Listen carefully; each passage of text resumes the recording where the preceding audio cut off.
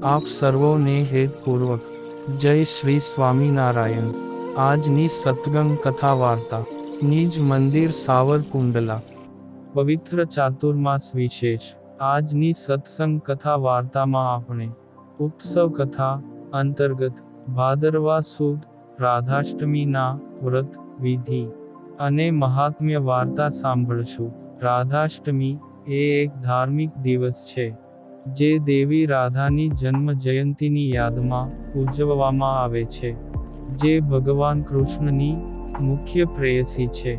તે તેના જન્મ સ્થળ બરસાના અને સમગ્ર બ્રજ પ્રદેશમાં ભાદ્રપદના ચંદ્ર મહિનાના તેજસ્વી એટલે કે વૃદ્ધિના 8મા દિવસે અષ્ટમી ઉજવવામાં આવે છે, એટલે કે રાધા રાણીનો જન્મ દિવસ ભાદ્રપદ મહિનાના શુક્લ પક્ષની 8મના દિવસે ઉજવવામાં આવે છે। આ દિવસે દેવી રાધાના ભક્તો ઘરે અને મંદિરોમાં શ્રી કૃષ્ણ અને રાધાનું વ્રત અને પૂજા કરે છે ને આ દિવસે વ્રત અને પૂજા કરવાથી તેમજ કથા સાંભળવાથી કે વાંચવાથી જીવનમાં સુખ સમૃદ્ધિ રહે છે। આપણે કેવી રીતે પૂજા અને ઉપવાસ કરીએ છીએ? તો વ્રત કરનારને સવારે સૂર્યોદય પહેલા જાગી જવું જોઈએ। રાધાષ્ટમી વ્રતના દિવસે સવારે સ્નાન અને ધ્યાન કર્યા બાદ ભગવાન સૂર્યને અર્ઘ્ય અર્પણ કરીને ત્યારબાદ રાધા રાણીનું વ્રત વિધિ પ્રમાણે રાખવાની પ્રતિજ્ઞા લેવી।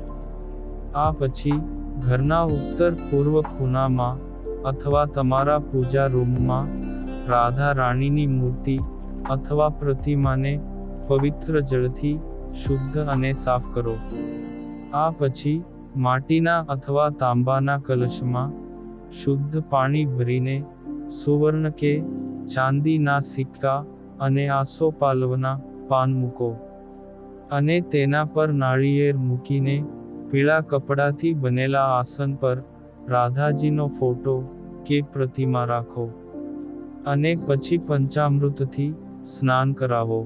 આ પછી ફરી એકવાર તેમને જળ અર્પણ કરો અને ફૂલ, ચંદન, ધૂપ, દીવો, ફળ વગેરે અર્પિત કરો અને તમામ વિધિઓથી પૂજા કરો અને શણગાર કરો। રાધાજીને તેમના વ્રત દરમિયાન ભોજન અર્પણ કર્યા પછી વિધિ પ્રમાણે ભગવાન શ્રી કૃષ્ણની પૂજા કરો અને તેમને ફળો અને મીઠાઈઓની સાથે તુલસીના પાન ચઢાવો। આ પછી રાધા રાણીના મંત્રનો જાપ કરો અથવા તેમના સ્તોત્રનો પાઠ કરો। પૂજાના અંતે શ્રી રાધાજી અને ભગવાન શ્રી કૃષ્ણની આરતી કરો અને દરેકને નિવેદિત કરેલો પ્રસાદ વહેંચો અને પોતે પણ તેને ગ્રહણ કરો। આ વ્રતની ફળશ્રુતિ એવી છે જે જો કોઈ વ્યક્તિ ભાદ્રપદ મહિનાની શુક્લ પક્ષની અષ્ટમીના દિવસે વ્રત કરે છે તો તેના જીવનના તમામ પાપો દૂર થઈ જાય છે અને તેમને શાશ્વત પુણ્યની પ્રાપ્તિ થાય છે, તેમજ રાધા રાણીની કૃપાથી સાધકના તમામ દુઃખ આંખના પલકારામાં દૂર થઈ જાય છે અને તેની તમામ મનોકામનાઓ પૂર્ણ થઈ જાય છે। વૈષ્ણવ ધર્મમાં ખાસ કરીને ભાગવત સંપ્રદાયમાં મહત્વનું સ્થાન ધરાવનારા અને વસુદેવ પુત્ર શ્રી કૃષ્ણની સાથે બાલ લીલાઓમાં રાધા કેન્દ્ર સ્થાને રહેલા છે। રાધાનું વ્યવસ્થિત અને વિસ્તૃત ચરિત્ર તથા મહાત્મ્ય પુરાણોમાં પહેલ વહેલું બ્રહ્મવૈવર્ત પુરાણ માન આપેલું છે। એના પ્રથમ ખંડમાં ગોલોકમાં વિરાજિત દૈવી દ્વિભુજ શ્રી કૃષ્ણ તથા એમની સાથે રાસ ખેલતા દૈવી રાધાનું નિરૂપણ છે। દ્વિતીય ખંડમાં રાધાનો આવિર્ભાવ તથા મહિમા નિરૂપાયો છે। વળી રાધા તથા કૃષ્ણનો માનવ રૂપે પૃથ્વી પર થયેલો જન્મ, તેઓનો મિલાપ તથા વિયોગ અને તેઓનું ગોલોકમાં પુનરાગમન ઇત્યાદિ નિરૂપાયા છે। તૃતીય ખંડમાં શ્રી કૃષ્ણના મહાત્મ્યમાં રાધાના મહાત્મ્યનો સવિશેષ સમાવેશ થયેલો છે. ચતુર્થ ખંડમાં શ્રી કૃષ્ણનું ચરિત્ર વિગતવાર નિરૂપાયું છે. તેમાં અધ્યાય 15માં રાધા કૃષ્ણનું મિલન, તેઓનો વિવાહ અને તેઓના નિત્ય ગુપ્ત સમાગમનું વૃત્તાંત આવે છે.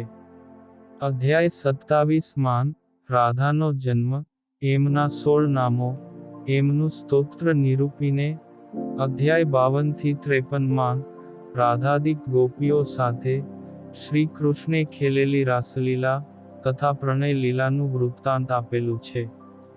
ચતુર્થ ખંડના ઉત્તરાર્ધમાં રાધાને ઉદ્ધવ દ્વારા સાંત્વના તથા રાધાનો ઉદ્ધવને ઉપદેશ, રાધા યશોદાનો સંવાદ, રાધાનું સિદ્ધાશ્રમ ગમન, શાપ વશાત થયેલા 100 વર્ષના વિયોગ પછી રાધા કૃષ્ણનું પુનર્મિલન અને રાધાનું ગોલોક ગમન ઇત્યાદિ પ્રસંગો નિરૂપાયા છે. વર્તમાન બ્રહ્મવૈવર્ત પુરાણ ની ઉત્પત્તિ બંગાળમાં રાધા મહિમાની અભિવૃદ્ધિ પછી 15મી ને 16મી સદી સુધીમાં થઈ જણાય છે. ઉત્તરકાલીન પુરાણોમાં ભવિષ્ય પુરાણમાં રાધા કૃષ્ણનો મહિમા દર્શાવાયો છે. નારદ પુરાણમાં પણ રાધાનો મહિમા દર્શાવાયો છે. ઉપપુરાણો પૈકી ઉત્તરકાલીન આદિ પુરાણમાં શ્રી કૃષ્ણની રાસલીલાના નિરૂપણમાં રાધાનું અગ્રીમ સ્થાન દર્શાવ્યું છે. દેવી ભાગવત 11મી ને 12મી સદીમાં પણ રાધાના દૈવી તેમજ માનુષ સ્વરૂપનું વર્ણન છે. ગોલોકમાંના દેવી રાધા વિશે બ્રહ્મવૈવર્ત પુરાણમાં એમ જણાવ્યું છે કે ગોલોકમાં શ્રી કૃષ્ણે ગોપો તથા ગોપીઓને સર્જીને રાસ મંડળમાં જતા પોતાના વામ પાર્શ્વમાંથી રાધાને પ્રકટ કરી. બ્રહ્મવૈવર્ત પુરાણમાં રાધા નામનું તાત્પર્ય જુદા જુદા સંદર્ભમાં જુદી જુદી રીતે દર્શાવ્યું છે. રાધાના રમણીય દેહનું મનોહર શબ્દચિત્ર બ્રહ્મવૈવર્ત પુરાણમાં આલેખવામાં આવ્યું છે. એના બ્રહ્મખંડમાં દેવી રાધાના અંગો, વસ્ત્રો અને અલંકારોનું તાદ્રશ નિરૂપણ છે. રાધાના સ્વરૂપનું આવું રુચિર નિરૂપણ એ પુરાણના કૃષ્ણ જન્મખંડમાં પણ છે. બ્રહ્મખંડમાં રાધાના આવાસનું વિગતવાર અને વિસ્તૃત નિરૂપણ છે.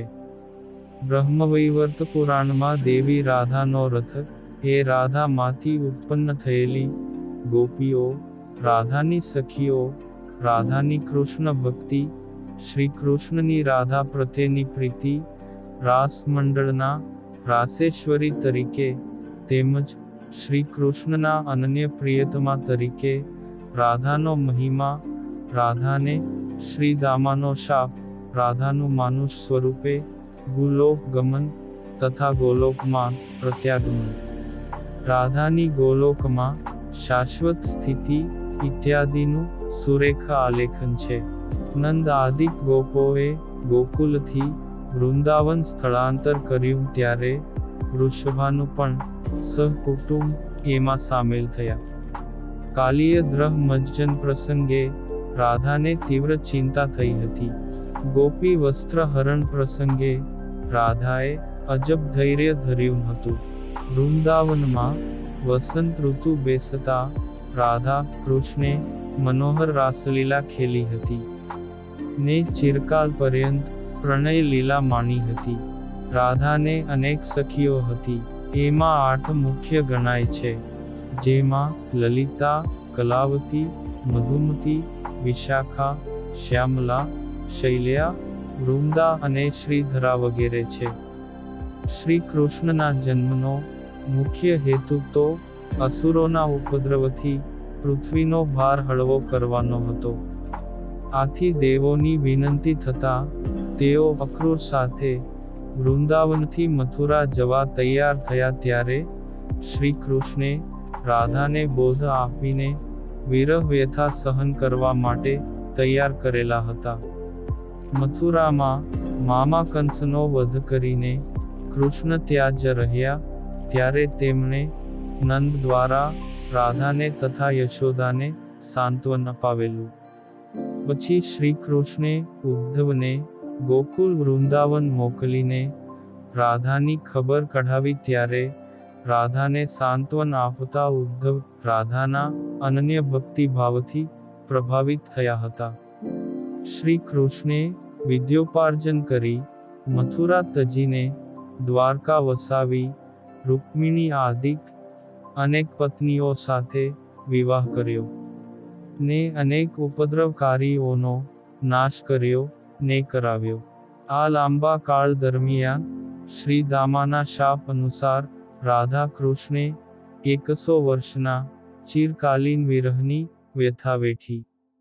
શાપનો અવધિ પૂરો થતા સિદ્ધાશ્રમમાં રાધા અને કૃષ્ણનું પુનર્મિલન થયું.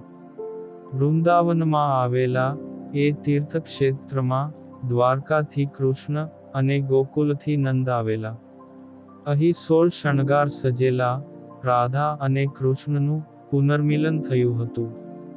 કૃષ્ણની પ્રેરણાથી વ્રજવાસીઓ ગોલોકમાં ગયા. રાધા કૃષ્ણે અહીં લાંબો સમય સહવિહાર કર્યો. કૃષ્ણની આજ્ઞાથી રાધા પણ રથમાં બેસીને ગોલોક ગયા. થોડા સમય બાદ શ્રી કૃષ્ણ પણ સ્વધામ પધાર્યા હતા.